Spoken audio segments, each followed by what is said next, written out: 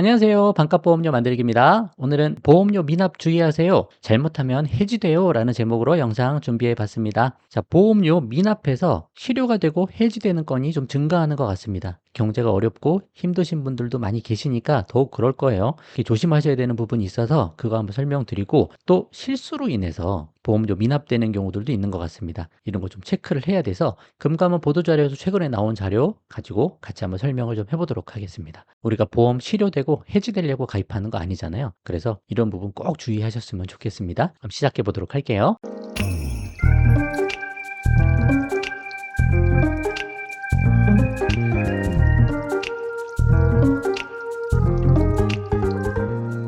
자, 9월 11일 날 금감원 보도자료가 나왔습니다. 뭐냐면 주요 내용이 최근 자동이체 통장에 잔고 부족, 통장에 돈이 없다는 거죠. 어려우니까 그럴 수 있는 거죠. 또 신용카드 교체 발급 등으로 보험료가 미납돼서 보험계약이 해지되는 사례가 지속적으로 발생하고 있다. 이런 걸 조심해야 되는데 보험료 미납으로 인해서 보험계약이 해지가 될 수 있다는 거죠. 보험계약 해지 이후 발생하는 보험사고에 대한 보장이 그래서 제한될 수 있으니까 불이익이 발생할 수 있다. 이거 잘 아셔야 된다라는 부분이에요. 자, 첫 번째 내용 한번 볼게요. 보험회사로부터 보험료 미납 안내를 받고 또 납입 최고 독촉을 받은 이후에도 계속해서 보험료를 안 내면 해지될 수 있고 이후에 보험사고가 나도 보장이 안 된다. 그 내용입니다. 그 뒤에 그래프도 있는데 그것 통해 자세히 한번 보시고 분쟁 사례 뭐가 있냐면 김 누구누구 씨가 보험료를 계좌 자동이체로 납입하던 중에 납입일에 계좌 잔고가 부족해서 보험료가 미납됐다. 여러 가지 다 빠져나가고 통장에 보험료 낼 돈도 없다는 상황이에요. 좀 안타까운 일인데 그래서 보험회사로부터 보험료 미납 안내도 받고 또 납입 최고 독촉을 받은 후에도 그 이후에도 납입을 안 해서 계약이 해지됐다, 실효됐다 그거죠. 근데 하필 그 이후에 암 진단을 받으신 거예요. 그리고 보험금을 청구했는데 보험회사는 해지 이후에 발생했기 때문에 보험금을 지급하지 않았다. 그 내용입니다.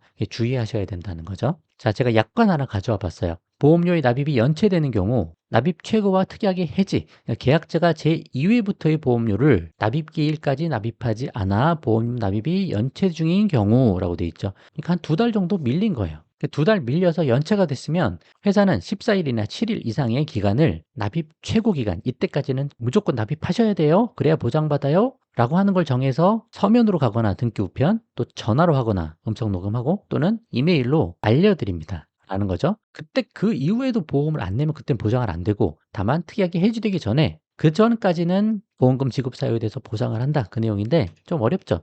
분쟁 사례 2까지 이야기하고 같이 설명드려 보도록 하겠습니다.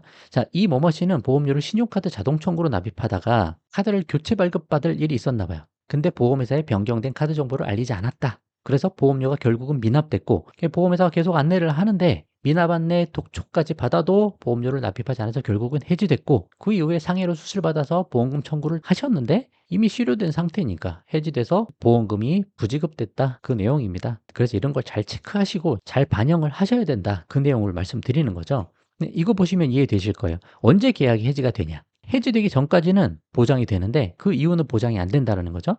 자, 납입일에 보험료를 미납을 했어요. 2달 정도 미납을 했고 보험회사에서 납입 최고 연락이 왔다. 그래서 납입 최고 독촉 기간 이때까지는 납입을 하셔야 돼요 라고 하는 기한을 딱 정해준다는 거예요. 그 납입 최고 기간 말일 이때를 기준으로 이때까지도 보험료가 미납됐다. 그러면 계약이 해지가 되고 그 이후는 보장이 안 된다는 거죠. 그 전까지는 보장이 된다. 그 기준으로 생각을 하시고 하시면 돼요. 그래서 계약이 해지되고 실효 상태가 됐다. 그럼 이제 어떻게 하냐? 나 다른 방법이 없냐? 살릴 수도 있습니다. 부활한다고 하는데 그거는 제가 다음에 다시 좀 정리해서 말씀을 좀 드릴게요. 살릴 수는 있다. 근데 불이익이 있어요.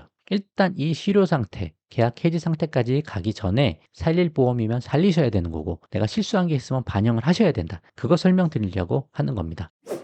자, 그래서 소비자는 어떻게 해야 되냐? 통장 잔고를 잘 체크하자. 그죠? 그리고 신용카드로 만약 납부하고 있으면 교체 발급됐으면 카드 정보를 보험회사에 잘 알리자. 미납 안내랑 납입 최고 독촉을 받은 이후에도 계속해서 납입을 안 하면 계약이 해지될 수 있다. 미납으로 보험 계약이 해지되면 계약 해지 이후 발생한 사고는 보장이 안 된다. 이 내용 설명드린 거 요거 요약해 놓은 거니까 요 정도 기억하시면 좋겠습니다. 요 정도 꼭 기억하세요.